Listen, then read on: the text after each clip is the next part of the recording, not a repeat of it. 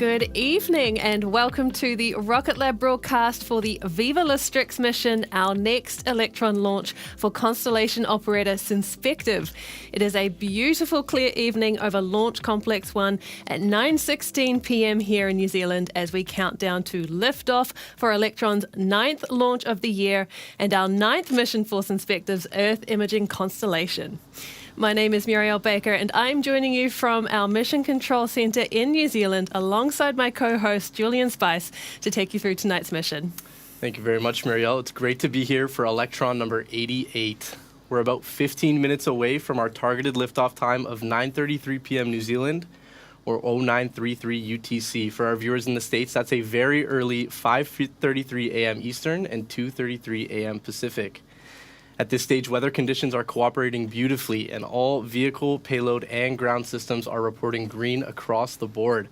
We've got a 1-hour launch window this evening, with liftoff set for right at the top of that window. If this is your first time watching our webcast, today's mission is the latest in our multi-year series of launches for Synspective, which is a satellite operator from Japan building a constellation of satellites that can provide high-resolution radar imaging data. These are known as SAR satellites or synthetic aperture radar. Now, Viva La StriX will be the 9th time we've launched for Synspective to a 45-degree orbit, this time on a mostly circular trajectory with a 572-kilometre apogee and a 545-kilometre perigee. Yes, and unlike optical satellites that rely on sunlight, SAR satellites can capture images day or night and through cloud cover using radio waves to create images of landscape and objects. Those detailed pictures are used across industries for urban development, construction and infrastructure monitoring, and responding to disasters. So let's hear more from Synspective. We are developing and operating the synthetic aperture radar satellite to understand our Earth scientifically, quantitatively, and rethink about the economic activity, climate change, or disaster mitigation. Then we provide the insight and needed information to the governmental users and the private sector's users. The SAR satellite can operate without light at any time of the day, even at night, or even when there's rain, to detect objects on the ground. We are able to play a role very much in weather adverse scenarios, for example, in flooding, in typhoons. We work on using the disaster damage assessment solution to quickly output some disaster area estimation to send to local agencies so they can use it for the local relief. And also we can expand the collaboration with other sensors, maybe comes from our partner companies, to accelerate the resilient world. So I think a very hopeful approach.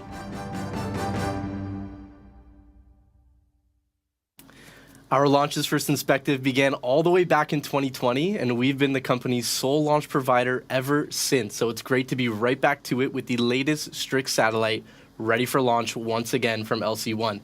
In fact, we have another 18 missions booked on Electron to deliver the rest of their constellation to orbit before the end of the decade. Viva La StriX indeed. Otherwise, we are now past 13 minutes on the clock and we're coming up on the critical go, no-go poll that will be run by today's launch director, Michael Pearson. Now, this is the moment in the countdown where each console position in mission control is polled individually for their system and asked whether they are go and ready for flight or no-go if something needs attention. So that's everyone from propulsion and avionics through to range safety, weather, mission management, ground station comms, and the executive team. That is right, and only when each station says go and the launch director confirms the poll is complete will we move ahead with the final countdown toward Electron's launch this evening. So let's listen into the poll.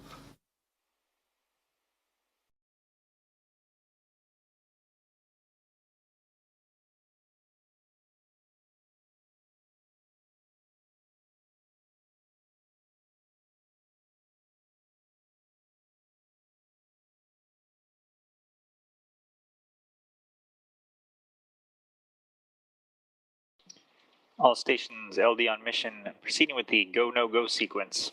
Stage. Stages go. Avionics. Avionics is go. GNC. GNC's go. VCon. VCon is go. T1. T1 is go. GC, GC is go. PLS, PLS is go. RSO, RSO is go. MET, MET is go. MM, MM is go. FAN, FAN is go. LSO, LSO is go. and LD sub. LD sub is go. And the go, no go sequence is complete. We are T minus 11 minutes, 11 seconds, and counting. We are go for terminal count auto sequence at T minus 10 minutes. From this time, the 3-word procedure is in effect. Good news and a clean sweep across the consoles to move ahead with tonight's launch attempt.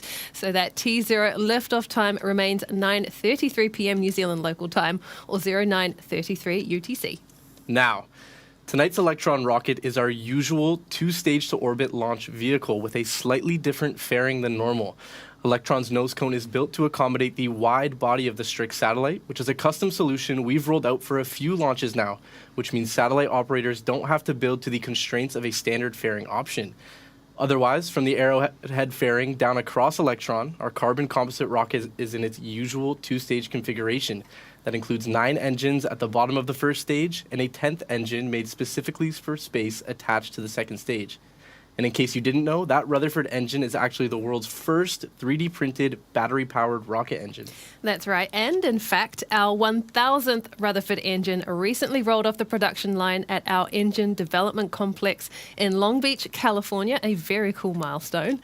Now, their electric pumps are driven by batteries, and we use additive manufacturing to create Rutherford's thrust chamber, injector pumps, and main propellant valves for a turnaround time of around 1 engine every day. Oof. There is also an 11th engine on board that's called Curie, which is part of the propulsion system behind Electron's kick stage. And that's the platform that sits on top of the second stage with the mission's payload. You can see it right there. The kick stage can change its speed and direction to adjust orbital altitudes and inclinations depending on the mission, and it's even able to carry and deploy multiple satellites into different orbits on the same launch. Now, across both of Electron's stages, we load 12,000 kilograms of liquid oxygen and kerosene propellant for the Rutherford engines. That gets us all the way through to delivery of the kick stage to orbit.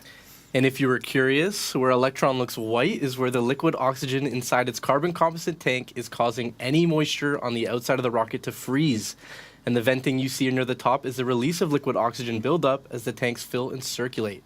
Now, those release valves will close after we enter the auto sequence and we execute our final prop press, which will all go down about 7 minutes from now.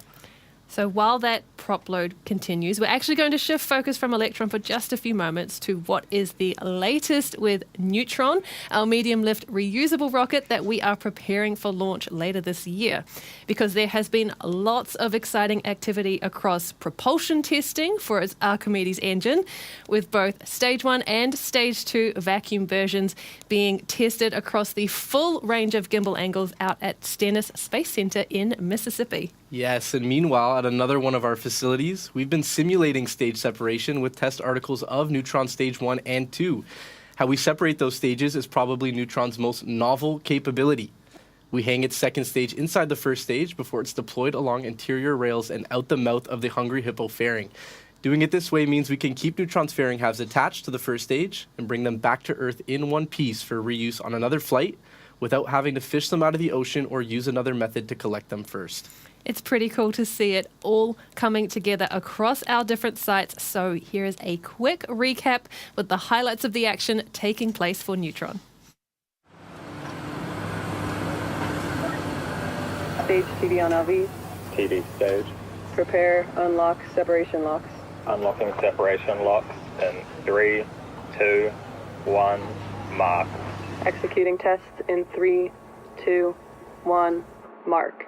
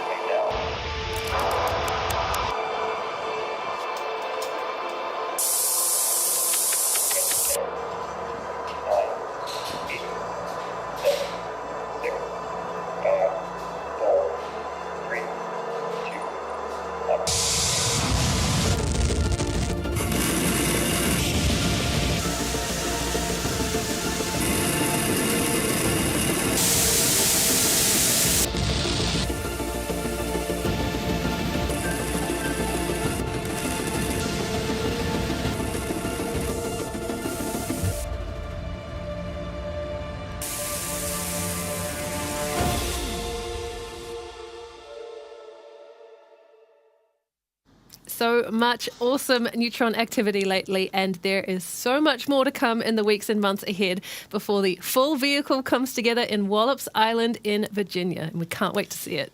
All right, we are now inside 5.5 minutes to launch for Viva La StriX on Electron. But before we enter the terminal count that begins at T-minus 2 minutes, Electron will have completed its last liquid oxygen top-up to account for any boil-off of the propellant during these final preparations. And right at the T-minus 2 minute mark, Electron's onboard flight computer assumes control of the countdown to run through its pre-programmed launch checklist autonomously. The system that looks after Electron's safety parameters, called the AFTS, or Autonomous Flight Termination System, is also armed around this time. Both stages are brought up to their final flight pressure levels for the launch, and then you'll hear that call out within the T-minus 1 minute mark. Then it is on to two final call-outs from the launch director, one at T-minus 20 seconds and another at T-minus 10 seconds to liftoff. And because T0 marks the moment Electron begins rising, the Rutherford engines actually light up a few seconds earlier to build to full thrust before the rocket is released from the pad, and that usually takes place at T-minus 2 seconds. We're just moments away from those final actions now, so we're going to bring up the audio channels from Mission Control to listen in, and then we'll both be back with you after liftoff. Go Electron, go Synspective, and go StriX.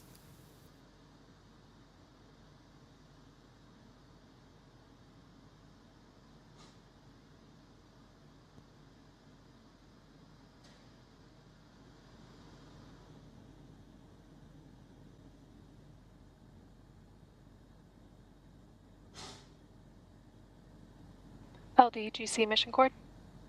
GC LD. Hold down mechanisms armed. Pad auto sequence is armed. Pad ready for launch. Copy, thank you.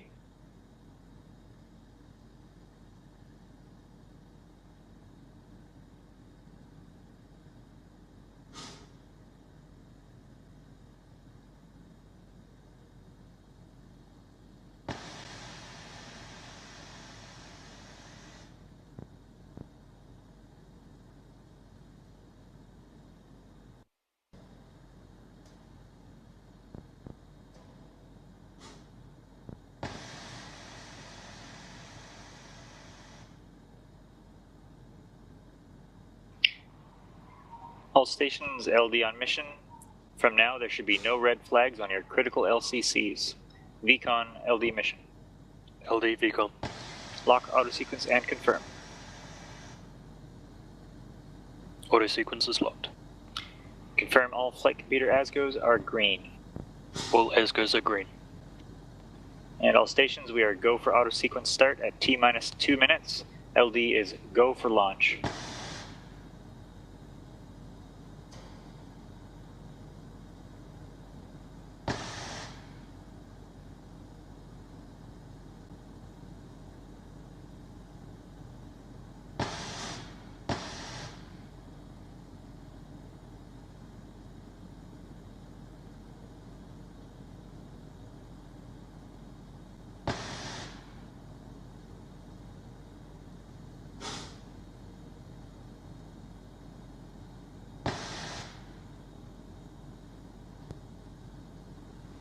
Vehicle is fully on internal power. AFTS is green and enabled for flight. ECS is disabled.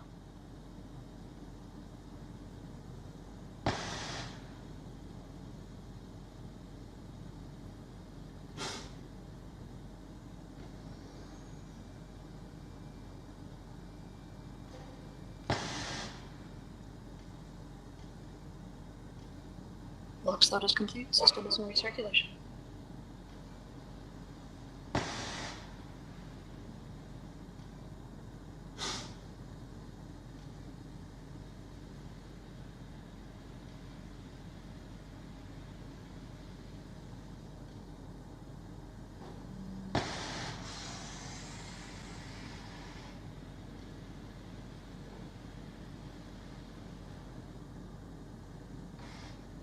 Anti-geyser is disabled.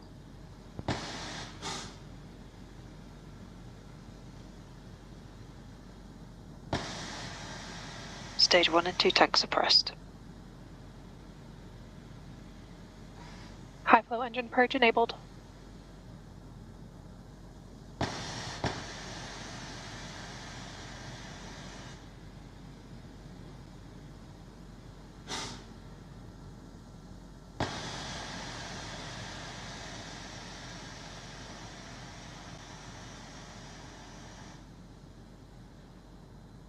T minus 20 seconds and counting.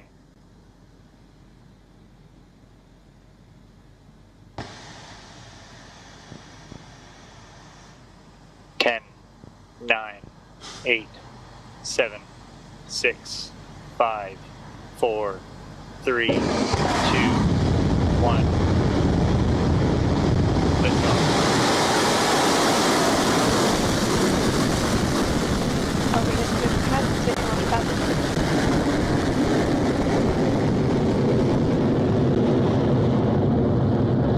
Beginning pitch over.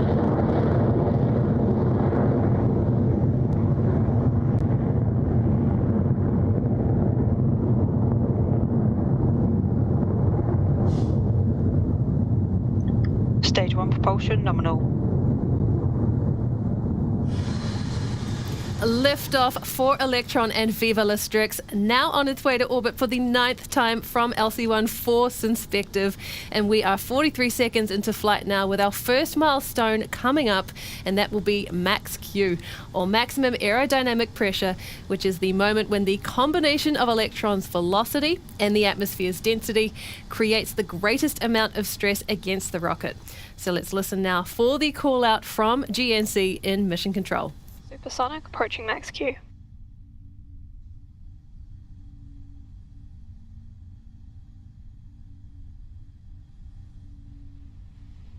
Cleared max Q.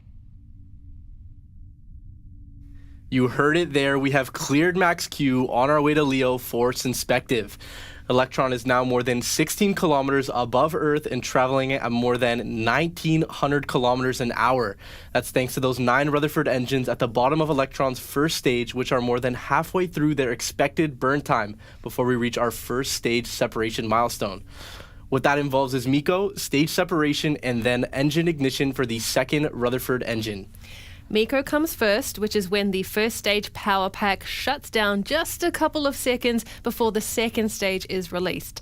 Then once it's cleared some distance from the first stage, the Rutherford engine on the second stage lights up. And we'll be able to see those moments live on our screen from the onboard camera feed, and they're expected to start in just a few seconds. So let's watch and listen now.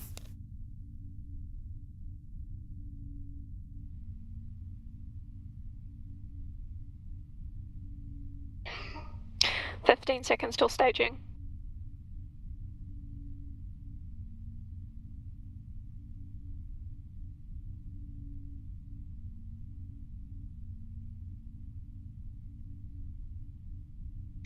Entered burned out detect mode.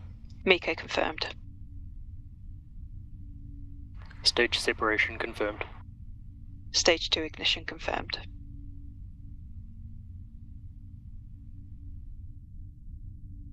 Wow, excellent performance by Electron there through MECO, stage sep, and second stage engine ignition.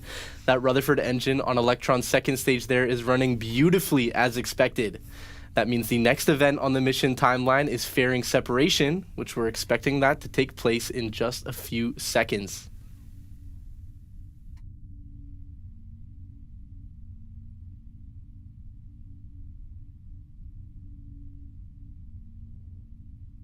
Fairing jettison confirmed. And there you have it, with fairing jettison confirmed. Right there on your screen is the latest StriX satellite by Synspective, getting ready to deploy to low Earth orbit as the 9th satellite in their constellation. But before that happens, we've got just 6 minutes or so of engine burn time for the second stage before we separate the kick stage for its phase of the mission.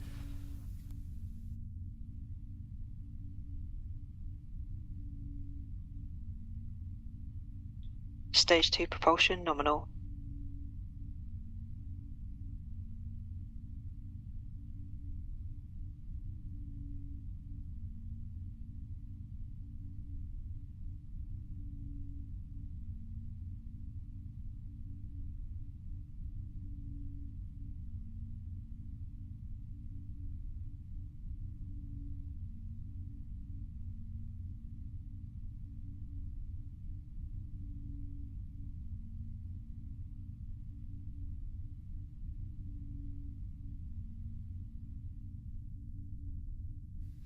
The Rutherford engine that is powering this second stage is essentially the same as the 9 we saw on the first stage. So same 3D printed architecture, same battery powered pumps, but with one main difference in the expanded nozzle that is better suited to the vacuum conditions of space.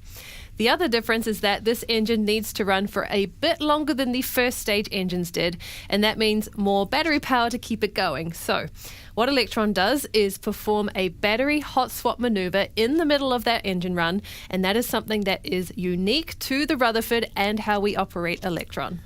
Today, that battery hot swap is scheduled to take place at around 6.5 minutes into flight, so not too much longer to go now. What will happen then is that old battery pack will be ejected from the second stage, which you should see happen on screen in real time. So keep an eye on that silver object on the right-hand side of your screen. That's all coming up in just a few seconds.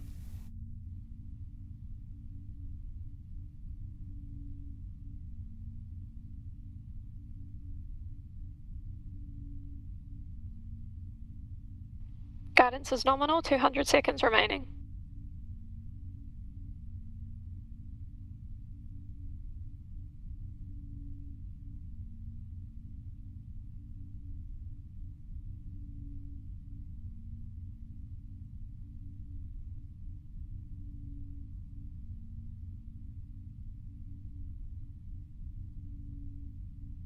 HVB discharge holding nominal, approaching hot swap in 30 seconds.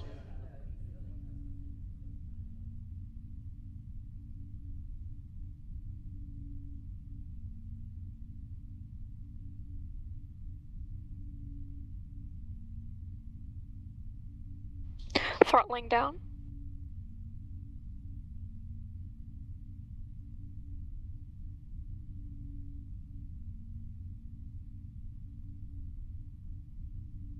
Battery jettison confirmed. Hot swap successful. You heard it there, battery hot swap successful for the Rutherford engine, and that completes one of the final few actions left on the second stage for this mission. So what comes next is the release of the kick stage from stage 2, but we've got another couple of minutes until that's expected to happen right around the T+9 minute mark. Otherwise, stage 2 is powering on nominally, now at more than 196 kilometers above Earth and traveling at more than 17,000 kilometers an hour.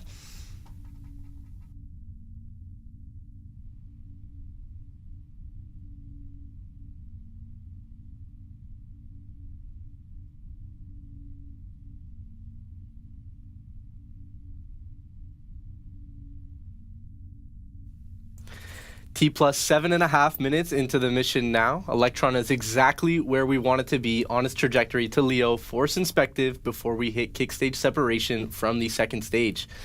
The moment that second stage completes its burn and separates, the kick stage takes over the final leg of the journey to orbit. It's released into a highly elliptical transfer orbit to start with, which is oval shaped with a low point closest to Earth called the perigee and a high point called the apogee.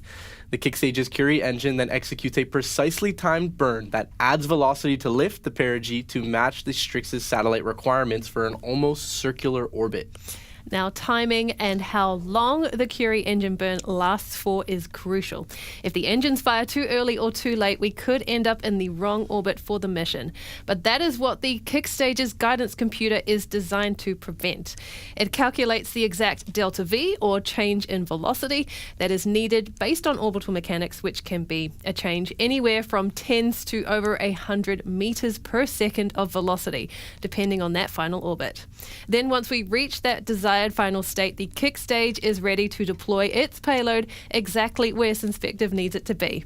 And all in all, the time between kick stage, separation and payload deployment ends up being just under an hour.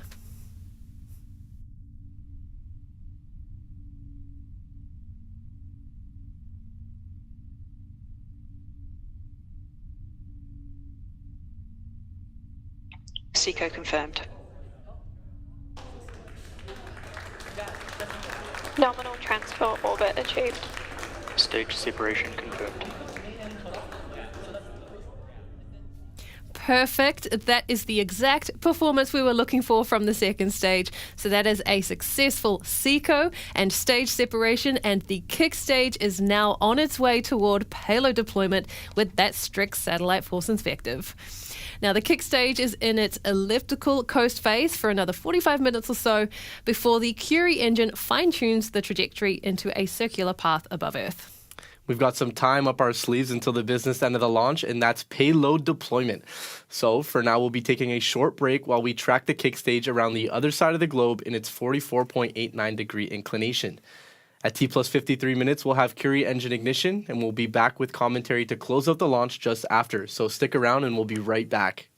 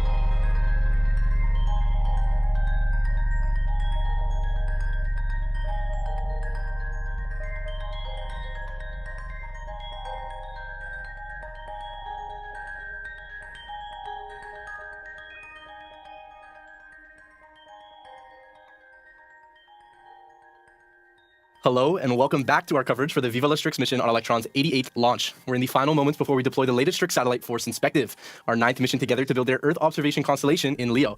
Today's launch took place just under an hour ago with a beautiful clean ascent from Launch Complex 1 in New Zealand with all the usual milestones, including engine shutdown and stage separation between the first and second stage, and the second stage and kick stage carrying the StriX satellite. Now, since then, the kick stage has been coasting around Earth in an elliptical transfer orbit before its Curie engine ignited to course correct the mission for its 572-kilometer apogee for deployment. Now, with that engine burn almost over, we are getting ready to shut down Curie and deploy a StriX satellite from the kick stage for the 9th time for this constellation. Curie cutoff confirmed. Nominal final orbit achieved. Confirmation from the operator there in mission control. Our Curie engine has shut down and we are seconds away from payload deployment. So we've got an animation of that sequence to watch while we listen in real time to mission control for updates. Let's bring that up now.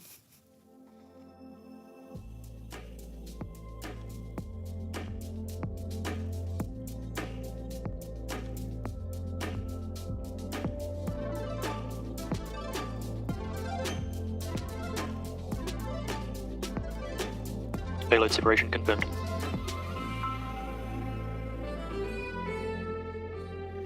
Payload deployment confirmed, and that is mission success for the 9th time for Electron and Synspective in low Earth orbit. Viva La StriX! Welcome to orbit once again, Synspective, as satellite commissioning begins to bring the StriX satellite into the constellation. We just like to say it's an honor to work with you time and time again to deliver your mission to space. So that is 9 down and still another 18 missions to go, which means it won't be long until we see another StriX back on the pad with Electron for launch. And if what you've seen today has you excited for the future, then you should check out some of the open roles we have at RocketLab. Our team is always looking for new talent, from scientists to technicians and accountants to IT support. So head to RocketLabCareers.com to learn more about what it takes to join the best in making a difference in space. And don't forget to drop us a follow and keep an eye out on our social media channels and website for where to find info about our next launch, because it'll be sooner than you expect. We look forward to you joining us again soon. This is RocketLab Mission Control signing off.